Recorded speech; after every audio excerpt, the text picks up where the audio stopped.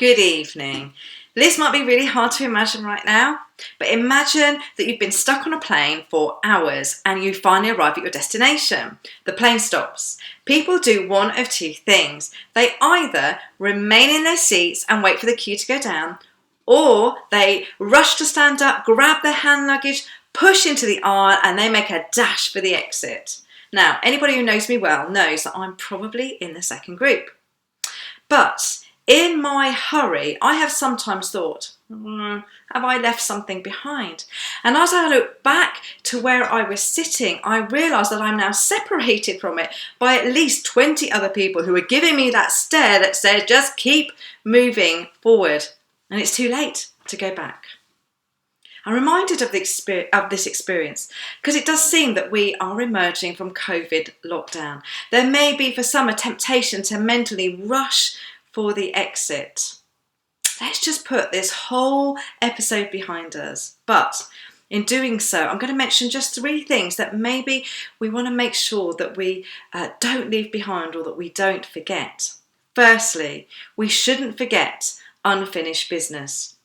During this period of lockdown, there may be some things that we couldn't get to do as well as we would have hoped. Some of those things will be trivial.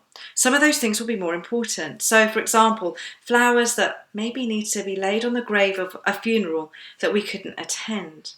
Or a friend who's grieving, who needs us just to sit with them for a while. Or an event that didn't get properly celebrated. Or maybe an apology for a bad-tempered email or phone call made in the middle of crisis.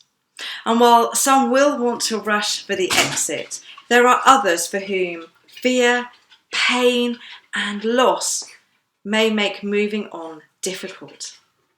Secondly, we shouldn't forget promises that we made. Human beings under very difficult circumstances often make promises to ourselves, to others, or to God.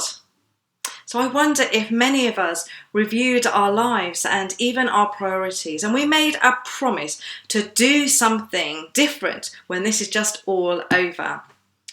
Unfortunately, when difficulties lift, human beings also tend to forget those promises that we made.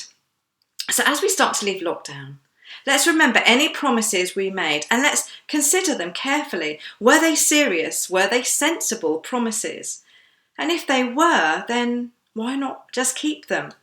And if there were promises made before God, then I would suggest that's a really good reason to keep those promises.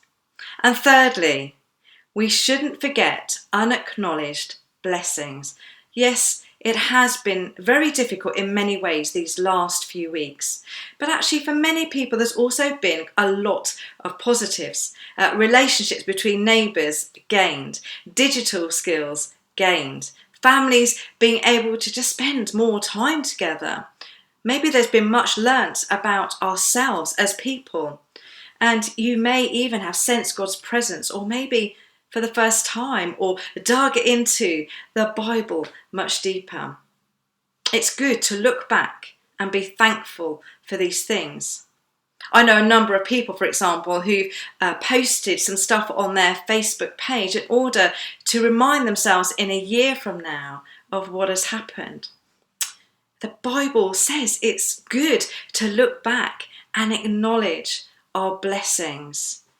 But I know we look back not for nostalgia's sake, because actually we see that God has been faithful. And if he was faithful in the past, that means we can trust him to be faithful in the future.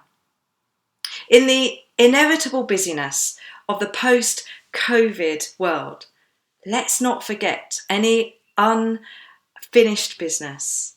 Let's not forget any promises made. Let's not forget any unacknowledged blessings. As the wise saying goes, those who forget their history are condemned to repeat it. And in the calls to keep moving forward, let's pause for a moment before we join the crowd pushing for the exit and not leave anything behind.